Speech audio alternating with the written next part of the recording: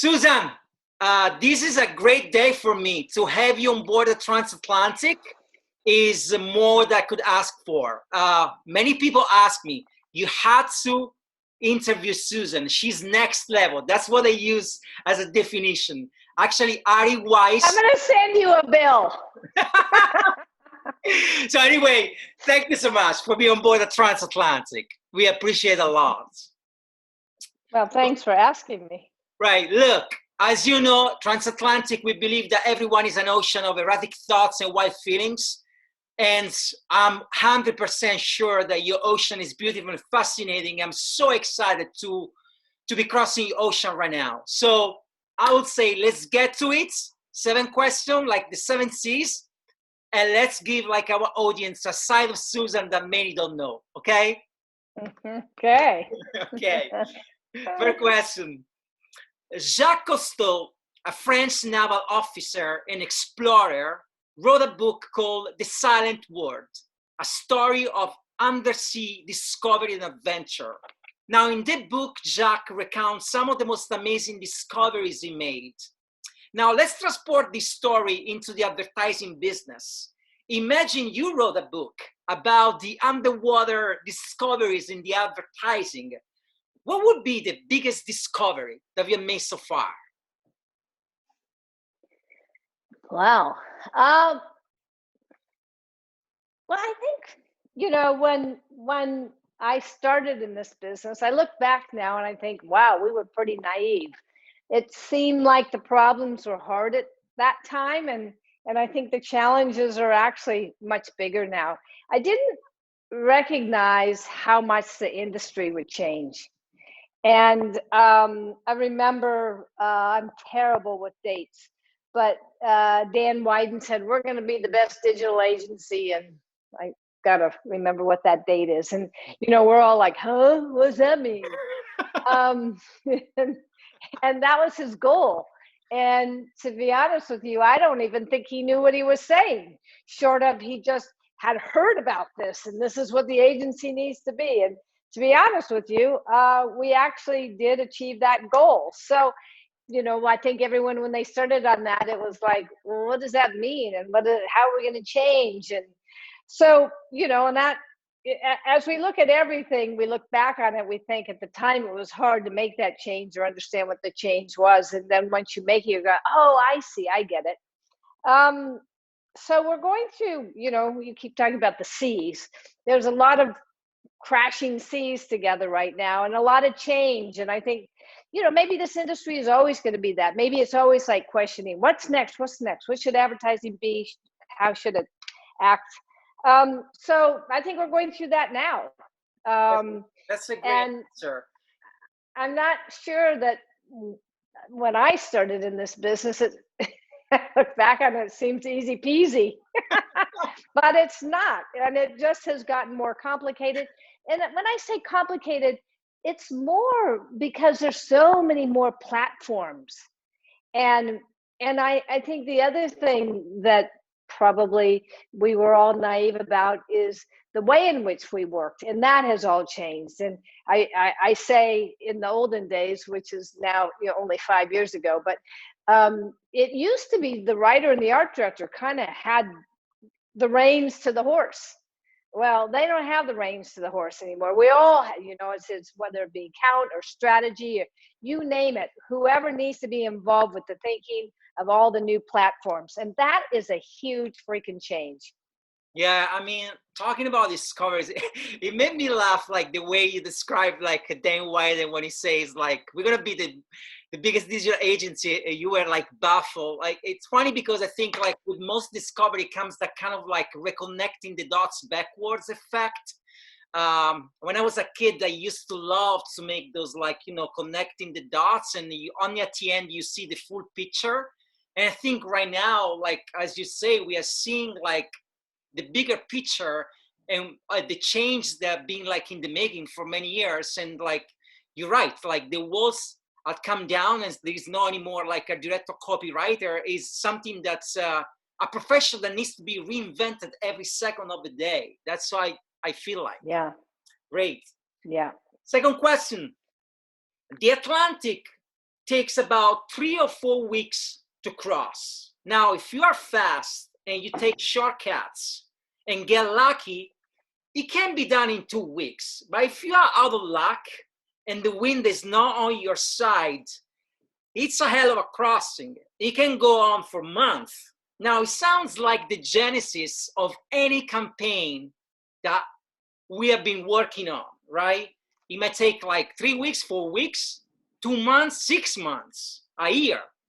And most of the time, when the wind doesn't blow your sails and it goes against you, it's very hard to find motivation. Now, each of us is different and tap into something that is very personal, I assume.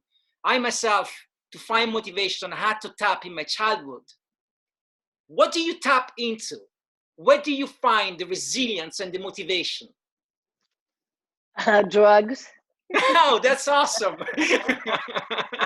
You know, it's awesome. Why? I'll tell you why before you give me the answer. I just... That was the answer. No, I know. And I'm telling you, I know, I'll give you another answer. Anyway, what were you going to say? I just finished reading The Doors of Perceptions and of Aldous Huxley. And like, you know, he talked about peyote and the way you jump from one universe to the other. And now, like, when you say drugs, you made me think about like peyote and like, you know, the universe jumpers of like, you know, Aldous Huxley. So anyway, please, like, go ahead. Well, I think what I would say is people need just well, you've got to love the business. And if you don't love the business, then, you know, you'll never get the motivation. What keeps me going is to really keep trying to do the best work possible. And I think you need a lot more patience and persistence. And so, you know, that's probably as simple as I can put it. But yeah, without that, you'll never be able to keep scaling the mountain. And it is scaling the mountain. Oh, I know. Oh, that's right. We're doing C's. No, it's okay. You get back to the ocean. But you just need a lot of it. And most of it doesn't come easy. But I think the other thing I would just remind everybody is, you know, do it with a lot of fun and with people that you really like working with. And also, you know, you gotta push yourself out there. I know it's real easy to be scared and you want to be more comfortable, but you got to push yourself out there and keep doing it and keep doing it and keep doing it. You know, I used to have a note on our door for my kids. It's like persistence. And I know it drives a lot of people nuts how persistent I can be. But I don't do it to make people nuts. I do it because that's the only way I feel I can get somewhere. And yeah, I would just underline the word persistence. Your word persistence and your answer, even though you say that it was simple, is extremely precious for like young kids that they start in the business, and mostly like in Europe, you know, because like it's very hard for them to find persistence, and it's very easy for them like to lose motivation. So I think like they can really like learn from someone like you where to find this motivation and persistence. So thank you so much. This is the reason why I've been doing this show, to give them like something to hang on to and something to be inspired from. Great. Third question. A broken mast, flooding containers, whales, storms, lightning, waves, sinking. These are only a few of the dangers that one must consider before crossing the ocean. Tomorrow, a young kid is going to wake up and he's going to get the wacky idea of getting into this business. So my question for you is, what are the dangers that he or she might need to consider before embarking in the advertising journey? Here's what I would say. I think you kind of have to go in blindfolded. I mean, I think I would be careful about overthinking it. Mm. It is the reason why I've always liked the business is every day is a different day. And so that just keeps the excitement up. It certainly keeps the tension up and all of that other stuff too. But there's usually never a dull moment. But I don't think you can, again, if you really love the business, I think you can't anticipate what's going to happen. And so that's why I say, go in blindfolded. Don't overthink it. If you've got a passion for it, then jump into it and see how it works for you. In the end, you may not like advertising, but I've always liked, that every day is different, but it's working on different pieces of business. There's a strategic and business and creative part of it that I find fascinating. So This is like, yeah. going blindfolded and to not overthink. It's such a great advice. I was reading a couple of days ago, actually, about this very world famous guitarist, musician. And he was saying that when he was a kid, he picked up the guitar and it was very bad. And once he was talking to one of his mentors and he told him I pick up the guitar, I'm playing. And he was like, good, like, this is great. And he was like, yeah, but you don't know how bad I am. And the mentor told him, like, it doesn't matter how bad you are. What matters the most is like you are doing it. You are doing it. That's what matters the most. And I feel like go blind into this business and do not overthink is one of the best advice a kid can receive, because it's truly something that's like, you had to let it go. You had to put yourself out there, but naturally. Don't force it. Don't, as Charles Bukowski used to say, don't try. If it doesn't come out of you, don't write a poem. Don't force it. So great. Yeah. Thank you so much. Yeah. Okay, 4th question. In a nautical lingo, reciprocal course is like when you travel from point A to point B and then you travel back. If you don't know your reciprocal course, you can't make it back home. That's how it works, like in the ocean. Now, there is something that is truly fascinating about your career. You are a Wieden Kennedy, one of the most famous employees, and you were sent out to Europe to help found Wieden Kennedy Amsterdam and Wieden Kennedy London.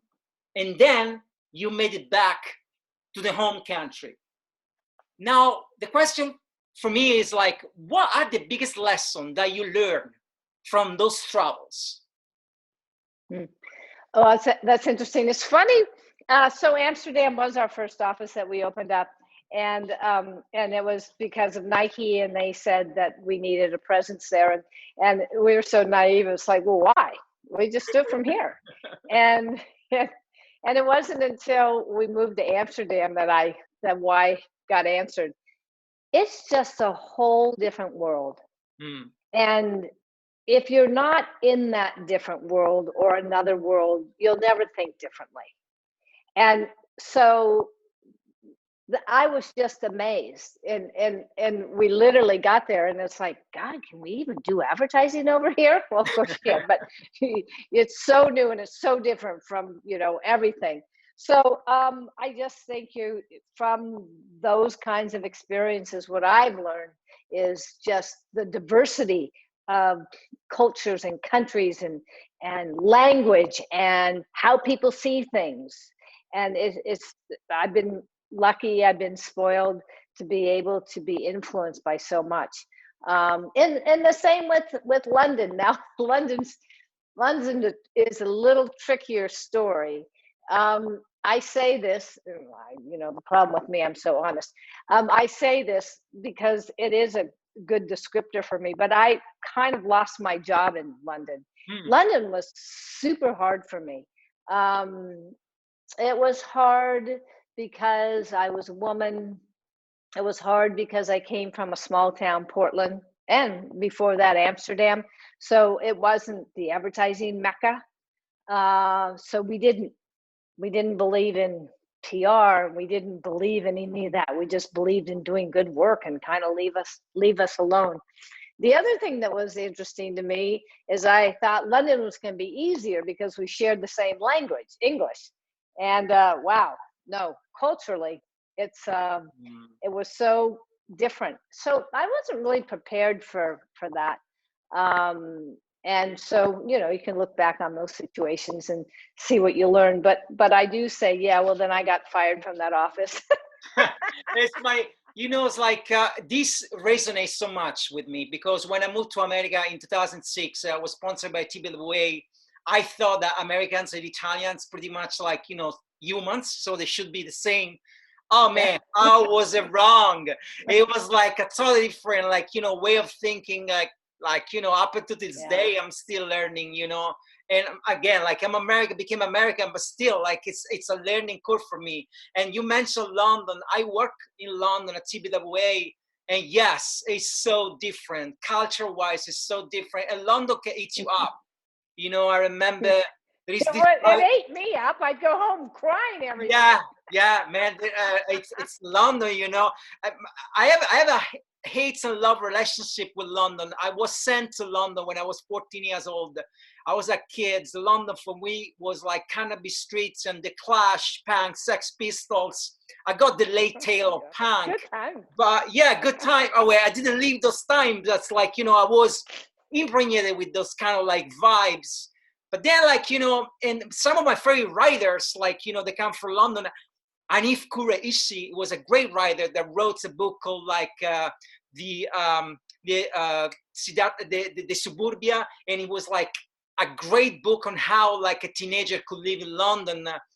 Danny Boyle, like, you know, Jonathan Glazer. Anyway, like I'm just lost in my way through London, but yeah, I hear you, I feel you there.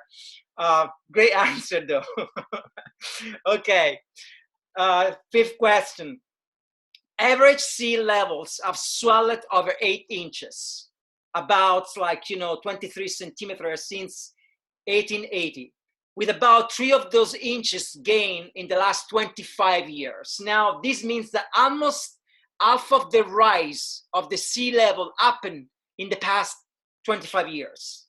25 years can make a big difference in the ocean. Now, correct me if I'm wrong, you have been at Wieden County for 25 years.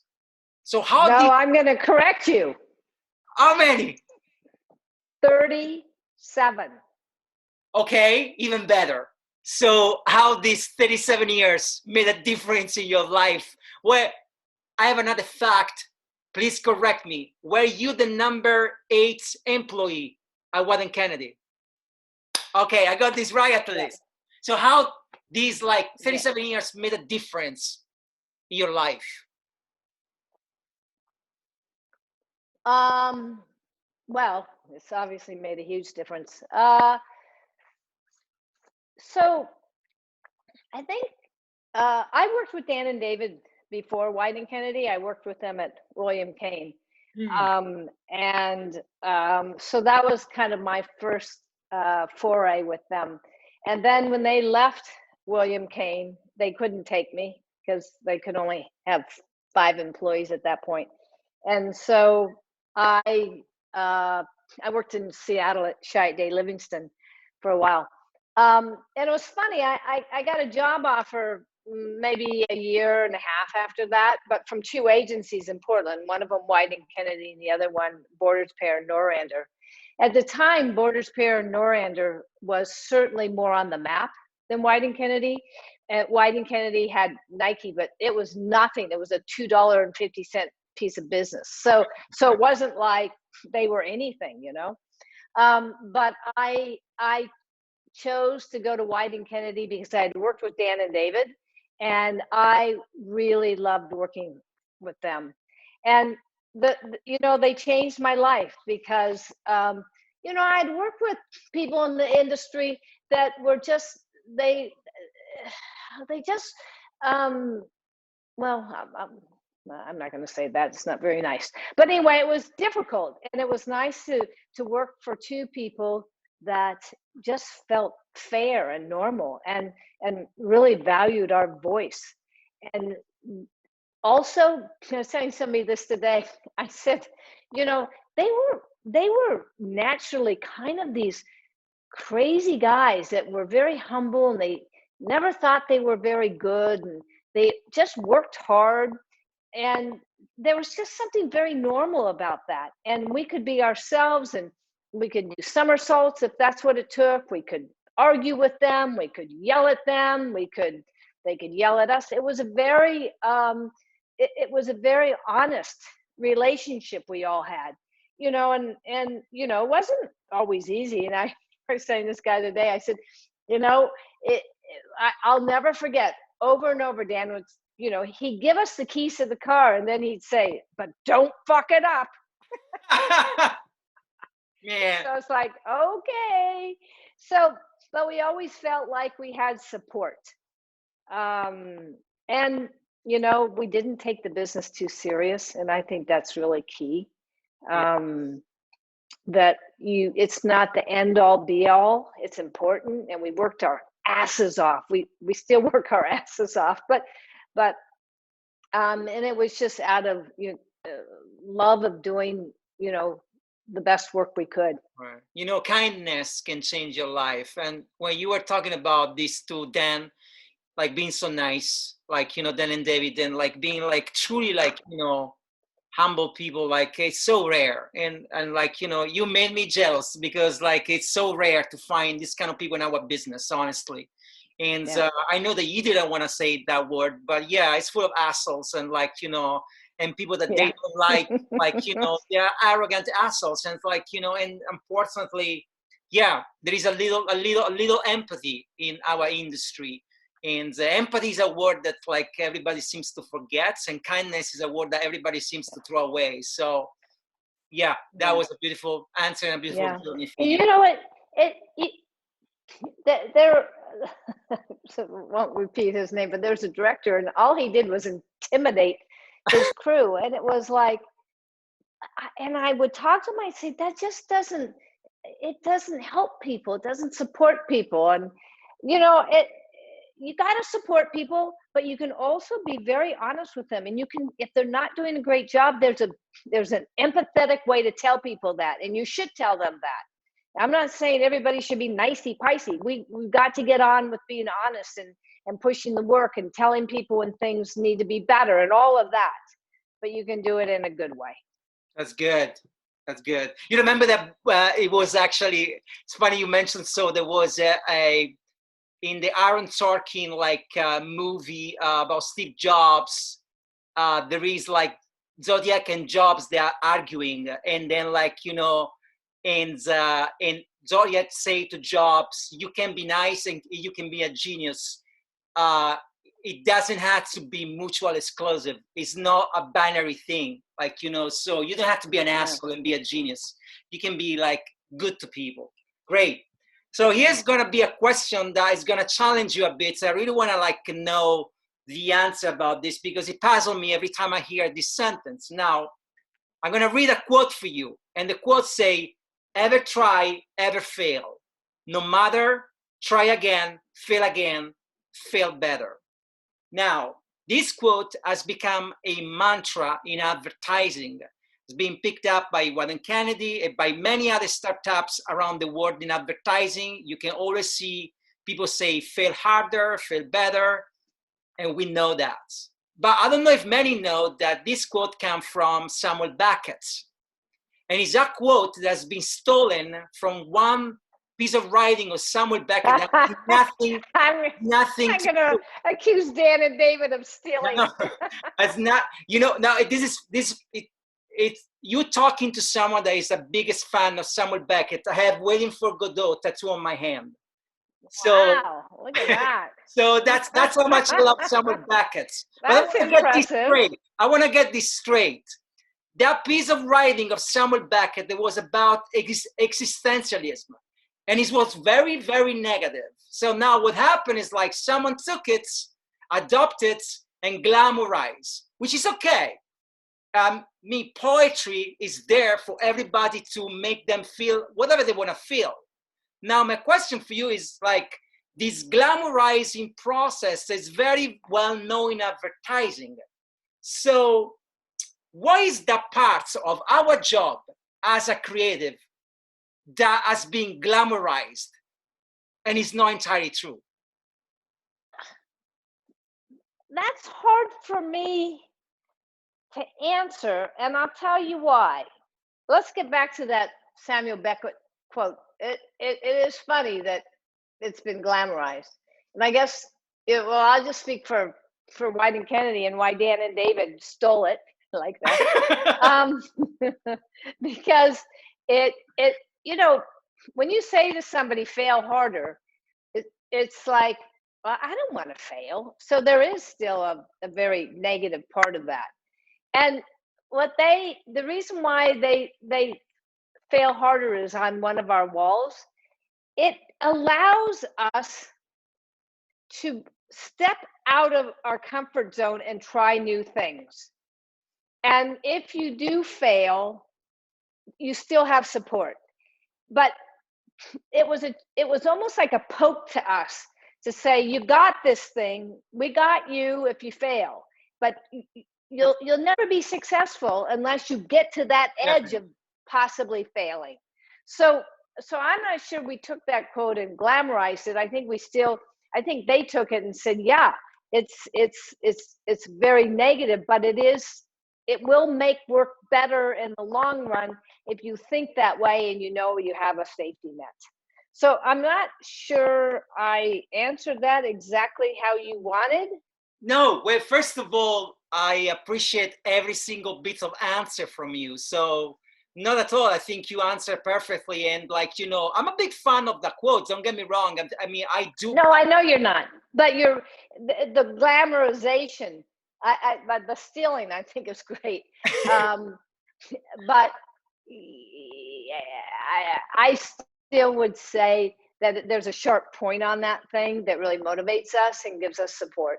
Yeah, no, I agree with you. And like, I agree on the fact that you had to fail continuously in order, like, you know, to progress. And also like, that's what Samuel Beckett somehow did all his life, you know, like with his theater, like, you know, he failed. I mean, Samuel Beckett lived through like the very first fail when he wanted to be James Joyce, to the point that he got engaged with the James Joyce daughter.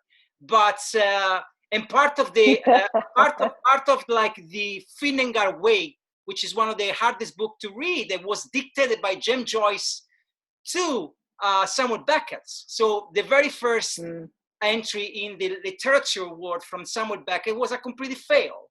It then became Samuel Beckett. So I relate to the quote. Well, thank you so much. Anyway, and I didn't want to accuse anybody of stealing anything. It was just like that's fine. It's that kind of what we do in our business. We just adjust things. Okay.